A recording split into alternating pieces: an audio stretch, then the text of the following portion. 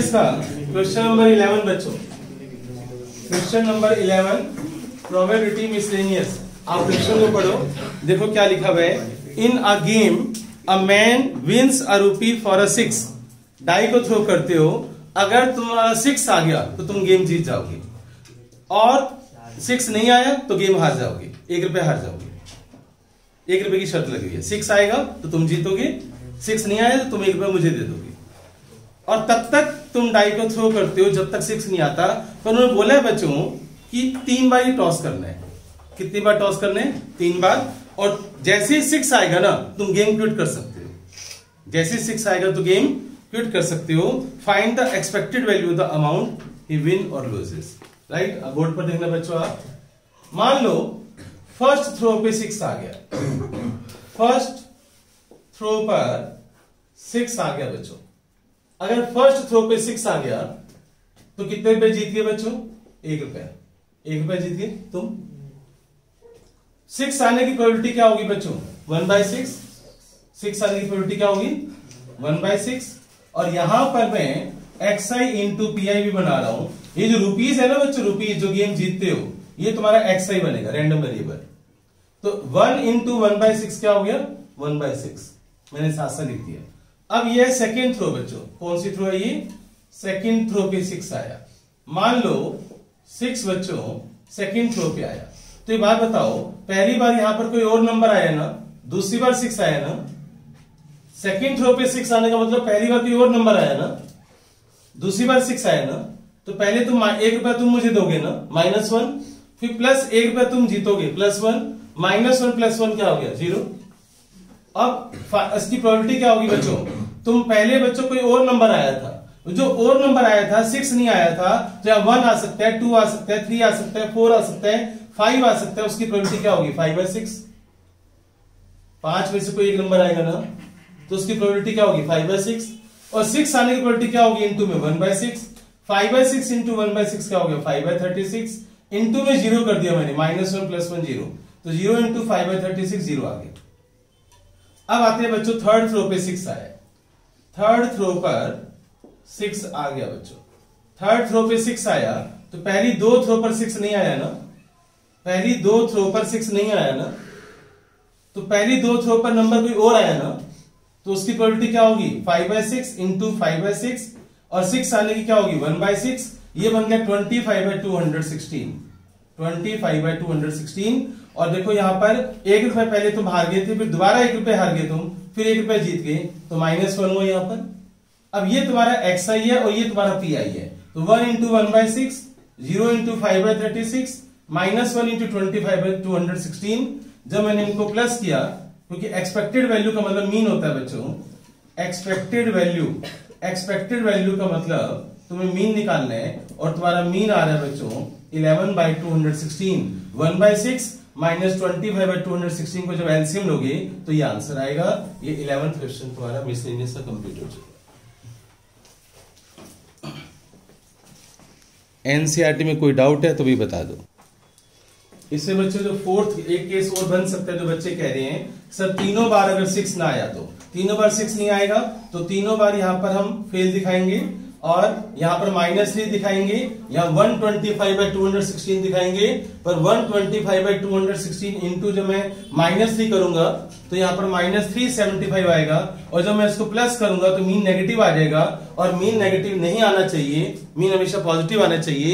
इसलिए वो एक और केस हम नहीं लेंगे जब बच्चा ये कहता है सर 6 नहीं आया, तो कभी भी 6 ना आया तो वो वाला केस रिजेक्टेड, क्योंकि मीन हमारा नेगेटिव नहीं हो सकता।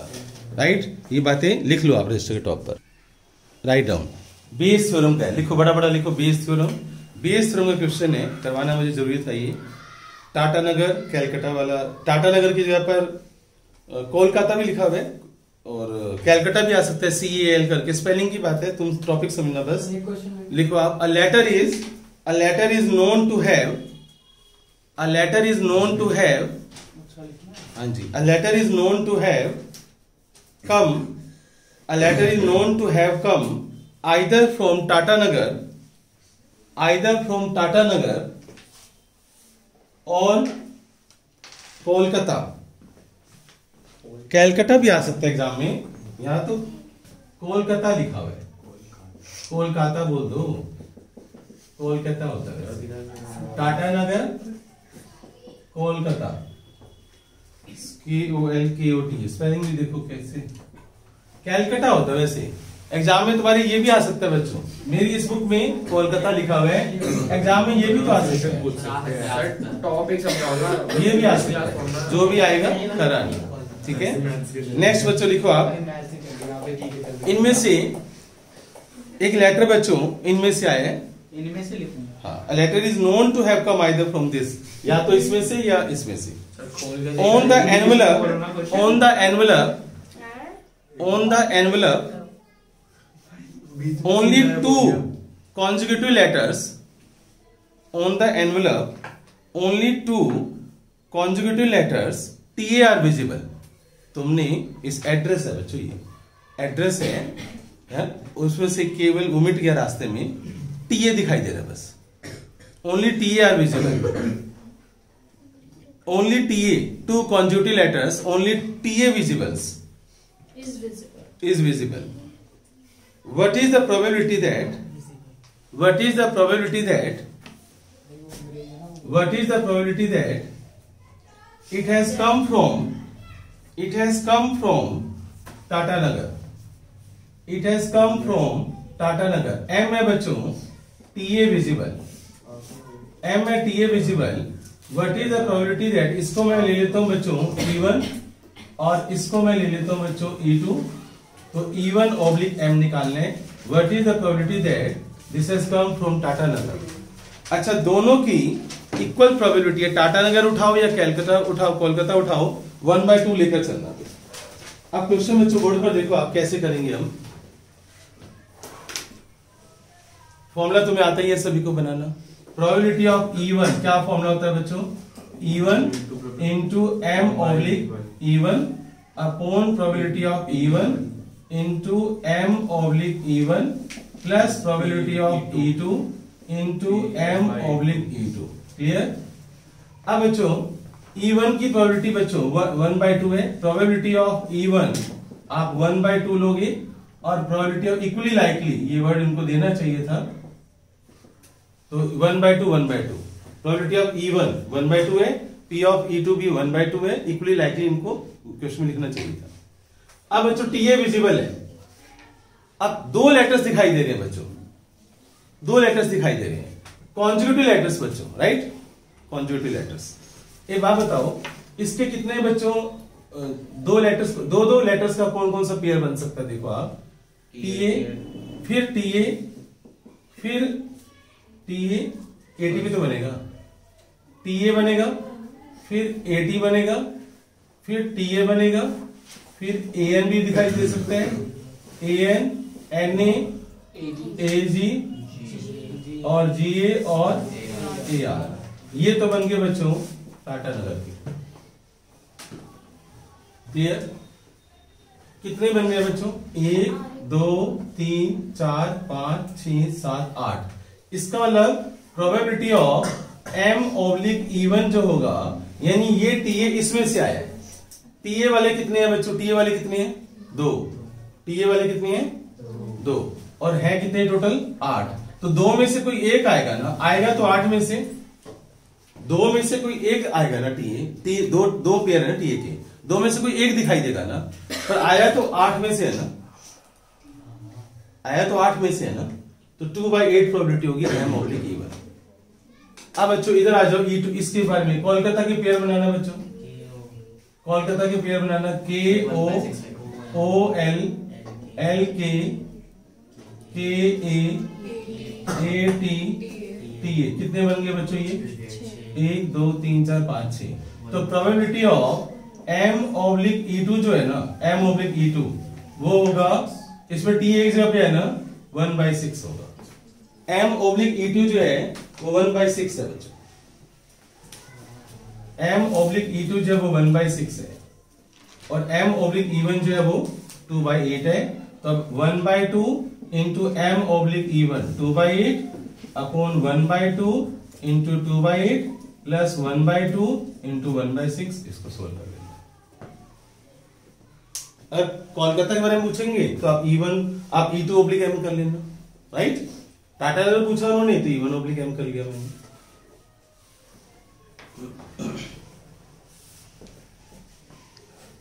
ये बोर्ड देखो आप राइट डाउन।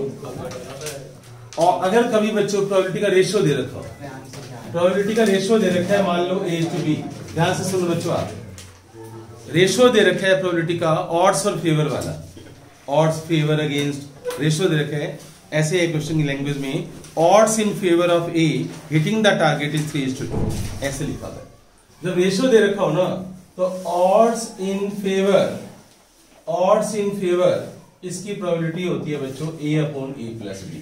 ये डायलॉग बच्चों नोट कर लेना, फॉर्मूला है समझ लो। और अगर अगेंस्ट लिखा हो, ऑड इन अगेंस्ट, तो B/A कर देना। वैसे फेवर का ही आता है, अगेंस्ट का नहीं आता। Odds in favour A/A+B, odds in against B/A+B। इस फॉर्मूले को आप रजिस्टर के टॉप पर लिखना बच्चों, टॉप पर लिखना। ये सब एनसीईआरटी में नहीं है, आरडी में बच्चों, टॉप पर लिखना। अब इसके ऊपर क्वेश्चन लिखो आप। जो बच्चे नहीं आते और वो ईमानदार है तो फिर तो कोई बात नहीं, पर बेईमान है तो उनका नुकसान तो हो ही जाएगा, लॉस तो हो ही जाएगा।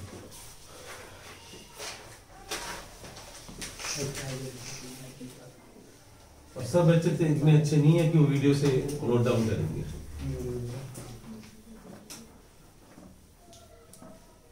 हाँ बच्चों लिखो आप,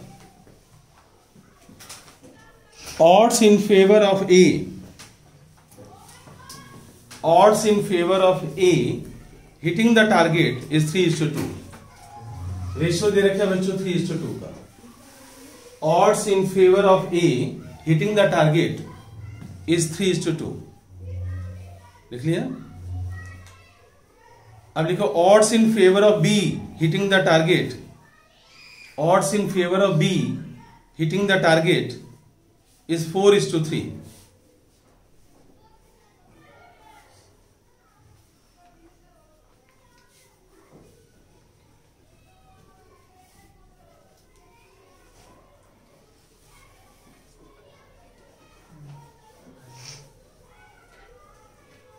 Find the probability of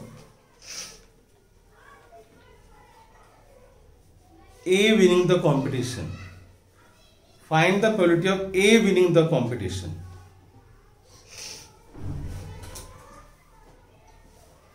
A winning the competition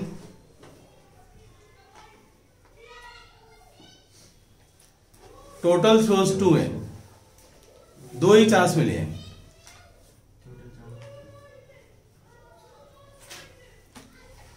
एक बात बताओ, ए को जिताना है बच्चों, 2 चांस है, क्या क्या हो सकता है बताओ? दोनों बार हार सकता है। क्या क्या हो सकता है सोचो, क्या पता पहली बार जीत जाए वो, या आ गया, या दूसरी बार जीत जाए। जीतते गेम खत्म हो जाएगा ना। पहली बार जीतेगा तो गेम ही खत्म हो गया ना। या तुम ये नहीं कह सकते दोनों बार जीतेगा ना, या तो पहली बार जीतेगा या दूसरी बार जीतेगा। जीतना है यार, find the probability of A winning बोला मैंने, एक को जीतना है, उसकी प्रोबेबिलिटी बतानी है। तो अब बच्चों इसका आंसर कैसे लिखोगे आप? Probability of A is winning is equal to P of A, pass कर दो उसको, प्लस पहले उसको फेल कर दो, यानी पी पहली बार पास हो गया, उसके बाद पहले फेल हो गया और फिर पास हो गया। ऐसे आएगा ना, ऐसे आएगा ना। पहले फेल करोगे ना आप उसको, फिर बाद में दूसरी बार पास करोगे ना आप उसको। अब बच्चों पहली बार पास होने की प्रोबेबिलिटी क्या होगी बच्चों? 3:2। पी ऑफ ए का मतलब क्या होगा? 3:2, तो 3/5।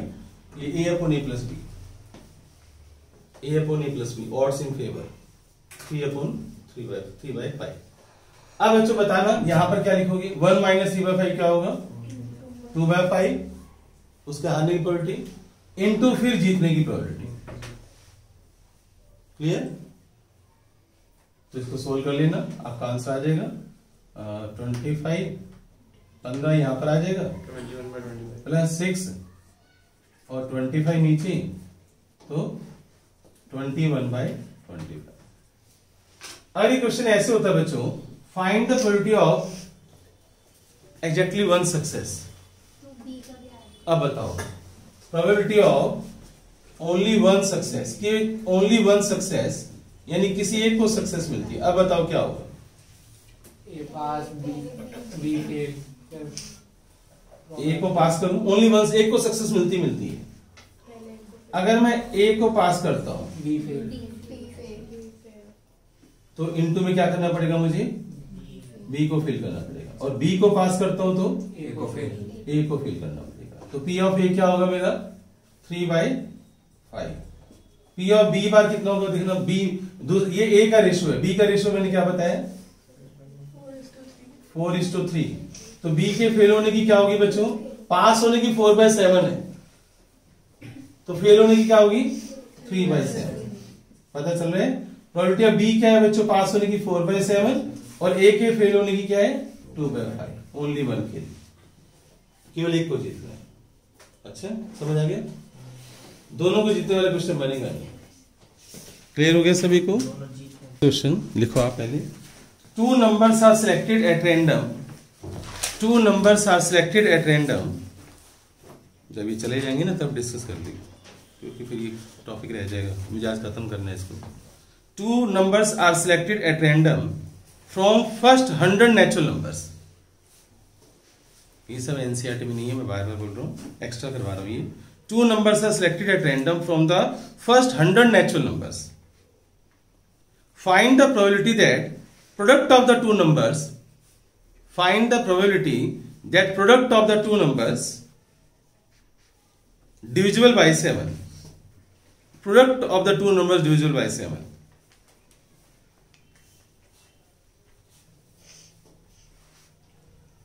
Product of the two numbers divisible by 7. बताओ क्या करोगे? सर 11 थोड़ा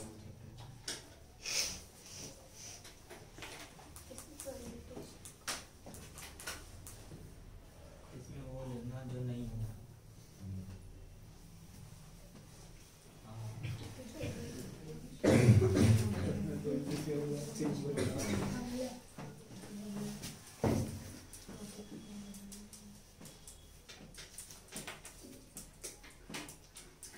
बोलो बच्चों कैसे करोगे?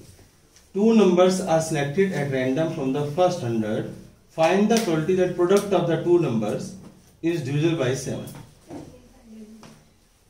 उनका जो प्रोडक्ट होगा वो 7 से डिविजिबल होगा। ऐसे कितने नंबर्स होंगे बच्चों? सोचना जरा। बनाओ पेयर बनाने पड़ेंगे तुम्हें। कौन कौन